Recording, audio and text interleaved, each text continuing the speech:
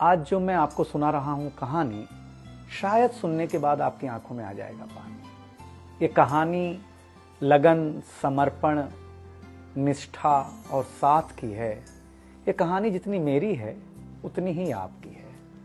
इस कहानी का जो मुख्य किरदार है वो हमारे आपके जीवन का आधार है।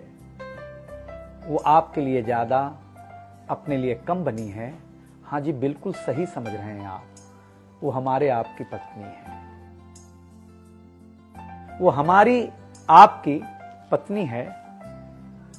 कभी आपने सोचा कि वो आप एक के साथ रिश्ता जोड़ा था, लेकिन एक के साथ रिश्ता जोड़ने के लिए उसने घर, गली, आंगन, मोहल्ला, सखी, सहेली, माँ बाप, न जाने कितनों रिश्तों से अपना मुंह मोड़ा था। याद करिए, जब आपके साथ ब्याही थी और आपके घर आई थी तो बहू, भाभी, दुल्हन, न जाने कितने नामों के साथ बुलाई जाती थी। ये सुनकर के वो मन ही मन मुस्कुराए जाती थी।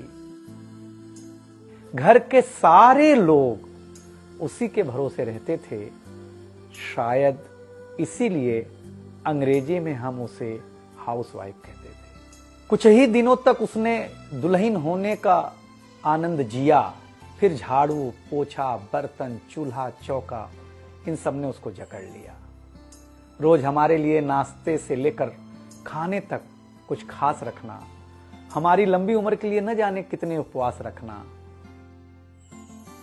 कुछ महीनों बाद किलकारी गूंजी तो सारे ख्वाब सजे।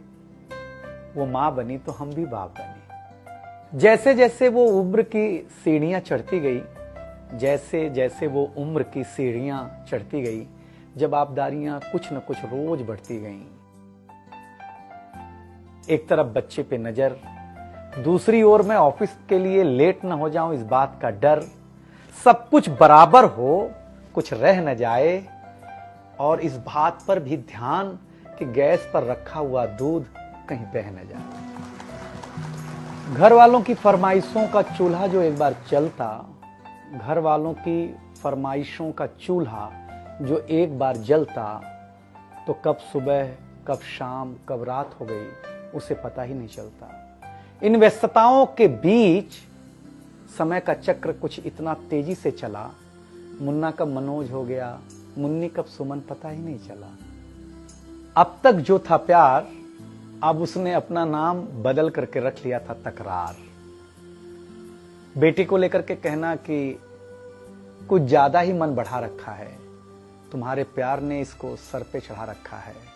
अब तो वो मुझे भी देने लगी थी ताना, अब तो वो मुझे भी देने लगी थी ताना, ऑफिस में ही रहा करो ना, 2-4 घंटे के लिए घर के आना। शादी के इतने दिनों बाद भी आज भी हमें सुनना पड़ता है कि न जाने कौन सा पाप किया था जो आपके साथ ब्याह किया था। और ये तो रोज की थी कहानी।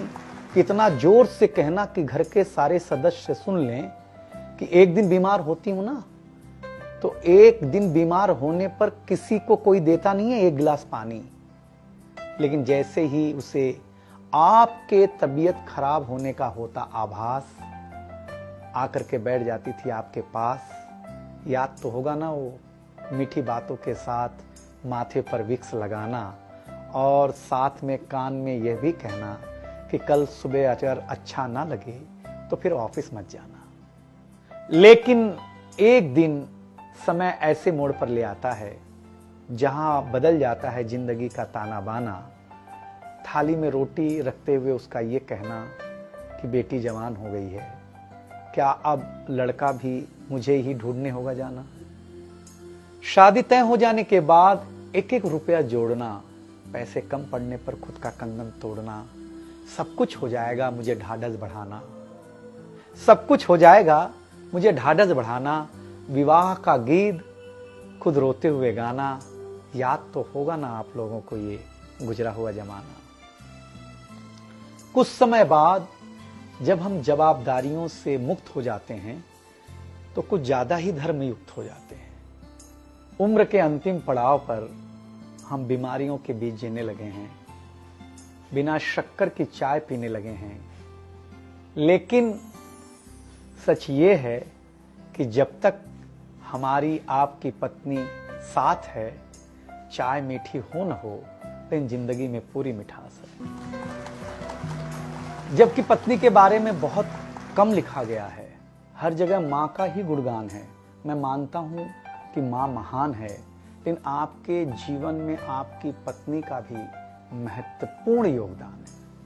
तो आपसे निवेदन इतना सा है कि आप अगर घर पर हों या घर पर जाएं तो अपनी पत्नी का हाथ हाथ में रख करके संतोषानंद जी का लिखा हुआ एक गीत गाएं कि तू धार है नदिया की, मैं तेरा किनारा हूं, तू मेरा सहारा है, मैं तेरा सहारा हूं। आंखों में समंदर है, आशाओं का पानी है, जिंदगी कुछ भी नहीं, तेरी मेरी कहानी।